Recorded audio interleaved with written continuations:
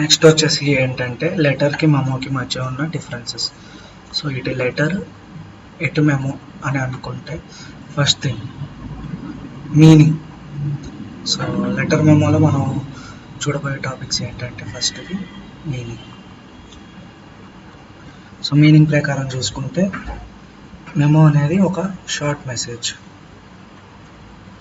Letter అనేది ఒక long message. Memo అనేది ఇన్ఫార్మల్, లెటర్ అనేది ఫార్మల్.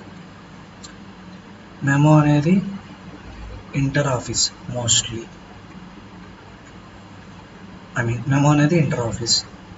లెటర్ అనేది బయట వాళ్ళకు కూడా పెడతాం, సర్క్యులేషన్ బయటికి కూడా వెళ్ళిద్ది, లైక్ ఎక్స్టర్నల్ ఆఫ్ బిజినెస్ కూడా లెటర్ అనేది పంపిస్తాం. నేచర్. సో నేచర్ వచ్చేసి ఏంటంటే ఇన్ఫార్మల్ అండ్ కాన్సైజ్.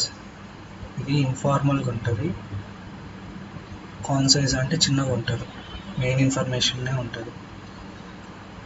ఇది వచ్చేసి ఏంటంటే లెటర్ అనేది ఫార్మల్ అండ్ ఇన్ఫర్మేటివ్. లెటర్ అనేది ఎవరెవరి మధ్య ఎక్స్చేంజ్ అయ్యిద్ది, మెమో అనేది సుపీరియర్ నుంచి సబార్డినేట్కి వెళ్తుంది మెమో అనేది మోస్ట్ ఆఫ్ ద టైమ్స్. అలానే లెటర్ అనేది ఎవరెవరి మధ్య వెళ్తుంది అంటే టూ బిజినెస్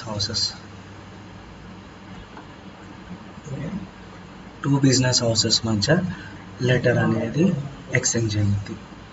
లెంత్ విషయానికి చూసుకుంటే ఇందాక చూసుకున్నట్టు షార్ట్ లాంగ్. లెంత్ వచ్చేసి సో మెమో అనేది షార్ట్, లెటర్ అనేది లాంగ్. సిగ్నేచర్. సో సిగ్నేచర్ అనేది మెమోకి నాట్ రిక్వైర్డ్, కానీ లెటర్కి సిగ్నేచర్ అనేది రిక్వైర్డ్. కమ్యూనికేషన్. సో ఎవరెవరికి మధ్య కమ్యూనికేషన్ అయింది, మెమో అనేది టూ పీపుల్ మధ్య కమ్యూనికేషన్. ఇది వచ్చేసి లెటర్ అనేది 1 to many పీపుల్కి మధ్య కమ్యూనికేషన్. కంటెంట్ వచ్చేసి ఏంటంటే జార్గన్స్ ఎలా అవుతాయి అంటే హైలీ ప్రొఫెషనల్ టర్మ్స్ని వాడతారు, టెక్నికల్ జార్గన్స్ని వాడతారు, అండ్ పర్సనల్ ప్రొనౌన్ని కూడా వాడతారు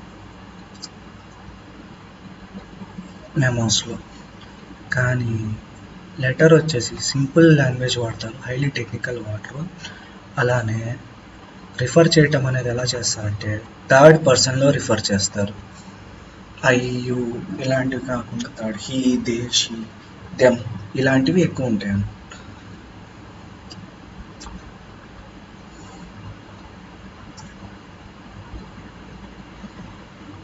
నెక్స్ట్ వచ్చేసి సర్క్యులర్ అనేది ఏంటంటే it's a type of letter, కాకపోతే లార్జ్ నెంబర్ ఆఫ్ ఆడియన్స్ కోసం రాసిన లెటర్ ఆర్ రీడర్స్, దేనికి ఒక మెసేజ్ని కన్వే చేయటానికి. ఇది ఎవరు చెప్పారంటే ఈ డెఫినేషన్ ప్రొఫెసర్ W.J. వెట్సన్ అని ఆయన చెప్పారు ఈ డెఫినేషన్.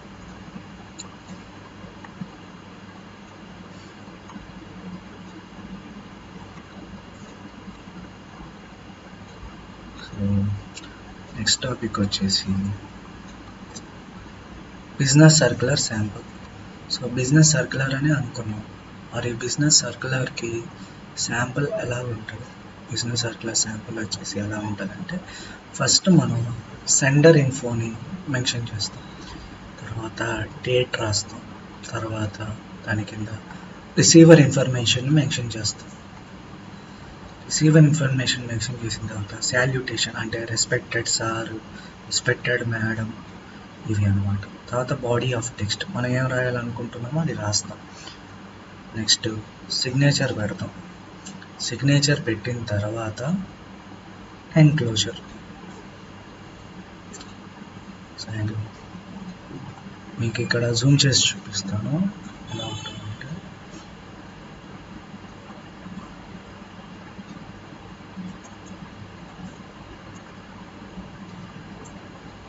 ఇక్కడ చూస్తే ఫస్ట్ సెండర్స్ ఇన్ఫో ఉంది, ఇక్కడ డేట్ ఉంది, ఇక్కడ రిసీవర్ ఇన్ఫర్మేషన్. ఇక్కడ సాల్యుటేషన్లో ఏమని చెప్పారు, డియర్ మిస్టర్ క్రోసా అంటే వాళ్ళు salutation, dear, respected sir, respected madam. ఇక్కడ రాసే టాపిక్ ఉంది బాడీ టెక్స్ట్. సిగ్నేచర్ బ్లాక్లో వచ్చేసి ఏంటంటే సిన్సియర్లీ అని చెప్పేసి ఎవరు రాస్తున్నారు, సెండర్ ఎవరు, అతను సైన్ చేశాడు. ఎన్క్లోజర్ నెంబర్ అంటే ఆ ఎన్క్లోజర్ యొక్క బ్రోచర్ నెంబర్, ఎన్నో ఎన్క్లోజర్ ఏంటి అని. ఎన్క్లోజర్ ఈజ్ నథింగ్ బట్ ఎలా చెప్పండి, ఒక లెటరు, ఆ లెటర్కి ఒక నెంబరింగ్ ఇవ్వటాన్ని ఎన్క్లోజర్ అంటారు.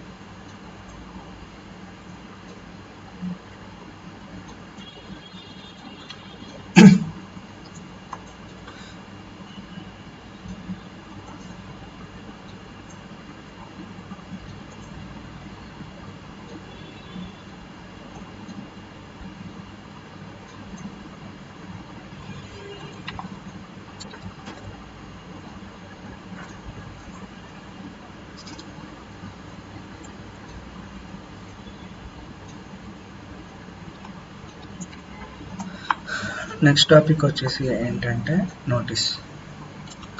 సో నోటీస్ అంటే ఏంటి? Notice is a formal communication. First గుర్తుంచుకోవాల్సింది ఏంటంటే నోటీస్ అనేది ఒక ఫార్మల్ కమ్యూనికేషన్, ఇన్ఫార్మల్గా ఇచ్చేది కాదు. ఇది ఒక పర్సన్కి కానీ ఆర్ గ్రూప్ ఆఫ్ పర్సన్స్కి కానీ ఇస్తారు, గ్రూప్ ఆఫ్ పీపుల్కి ఇస్తారు. అలానే ఎందుకు ఇస్తారంటే ఇన్ఫర్మేషన్ కోసం ఇస్తారు. కాకపోతే నోటీస్ని చాలా వరకు నెగిటివ్గా తీసుకుంటారు. ఇది ఇన్విటేషన్గా అయి ఉండొచ్చు, ఒక మీటింగ్కి, లేకపోతే అనౌన్స్మెంట్ అయి ఉండొచ్చు.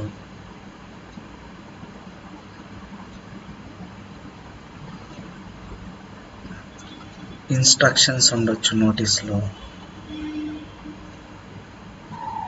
ఆర్ మేకింగ్ అపీల్స్ కూడా ఉండొచ్చు నోటీస్లో. సో ఇవి థింగ్స్ అన్నమాట నోటీస్లో. Tips for notice writing. So tips ఏంటంటే ప్రిసైజ్గా ఉండాలి రాసే పాయింట్స్ అనేవి. నెక్స్ట్ కిస్ అంటే ఏంటంటే keep the sentences short and use simple words. So ఇది ఇంపార్టెంట్ అన్నమాట. అలానే ప్యాసివ్ వాయిస్ వాడాలి నోటీస్లో. ప్రాపర్ ఫార్మాట్ బాక్స్ అనేది ఉండాలి నోటీస్లో. ప్యాసివ్ యాక్టివ్ వాయిస్, వీటి మధ్య డిఫరెన్సెస్ రాయాలి. Just for an example, so circular versus notice differences ఏంటి? సర్క్యులర్ స్మాల్ ఫాంట్ ఉంటుంది, నోటీస్లో లార్జ్ ఫాంట్ ఉంటుంది. ఆడియన్స్ మెనీ, ఇక్కడ 1 person ఆర్ గ్రూప్ అంతే, ఒక వ్యక్తికి కానీ జస్ట్ ఒక గ్రూప్కి కానీ ఎక్కువ జనాలు అయితే ఉండరు. సర్క్యులర్ రీచ్ అయిందో లేదో చెప్పలేం, నాట్ రీచ్డ్ అని అనుకోవచ్చు. కానీ నోటీస్ ఏంటి అంటే లీగల్ స్టాండింగ్లో ఉన్నప్పుడు డైరెక్ట్గా పోస్ట్ చేస్తాం కాబట్టి ఆ వ్యక్తికి త్రూ పోస్ట్ చేస్తాం, లేకపోతే అతని ఇంటి మీద అతికిచ్చేస్తాం కాబట్టి కన్ఫామ్గా రీచ్ అయిందని అక్నాలెడ్జ్ చేసుకోవచ్చు.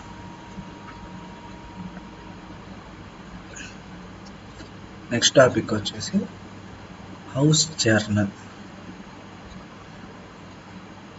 A house journal is a medium of communication that projects the image of a company or an organization or outside with purpose of improving employee morale and promoting goodwill. House journal అంటే ఒక company యొక్క journal అన్నమాట. ఇది ఎందుకంటే employee మోరల్ని improve చేయటానికి, అలానే good will, main ఏంటంటే good will కోసం, ఒక ఆర్గనైజేషన్ యొక్క ఓన్ స్టోరీ చెప్పటం కోసం జర్నల్ అనేది వాడతారు. మెయిన్లీ ఎక్స్ప్రెస్ చేయటం కోసం, ఆర్గనైజేషన్ ఎక్స్ప్రెస్ చేయటం కోసం వాళ్ళ పాయింట్ ఆఫ్ వ్యూ. జర్నల్కి దాని ఓన్ వర్షన్స్ అయితే ఉంటాయి.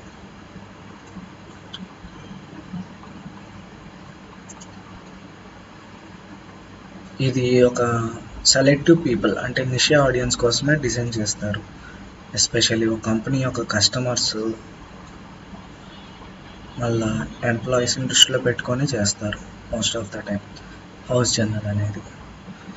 ఎందుకు చేస్తారంటే కంపెనీ యొక్క ఆబ్జెక్టివ్స్ని, ఫ్యూచర్ కోర్స్ ఆఫ్ ప్లాన్ ఎఫ్ఓపిని ఇండ్యూస్ చేయటం కోసం జర్నల్లోకి. ఒక విధంగా హౌస్ జర్నల్ ఎలాంటిది అంటే newspaper or a magazine, ఒక న్యూస్ పేపర్ ఆర్ ఏ మ్యాగజైన్గా అనుకోవచ్చు. ఎవరి కోసం, ఐ మీన్ టైం పీరియడ్ చూసుకుంటే మంత్లీ ఆర్ వీక్లీ వస్తుంది. ఇది ఎవరి కోసం చేస్తారు మెయిన్లీ అంటే సెలెక్టెడ్ టార్గెటెడ్ పబ్లిక్ కోసం చేస్తాడు. మోస్ట్ ఆఫ్ ద టైం ఈ చేసే హౌస్ జర్నల్ అనేవి కవర్ ప్రైస్ ఉండదు, అంటే కాస్ట్ ఉండదు, ఫ్రీగా ఇస్తారు ఆర్గనైజేషన్లో కానీ కస్టమర్స్ కానీ వితౌట్ కవర్ ప్రైస్.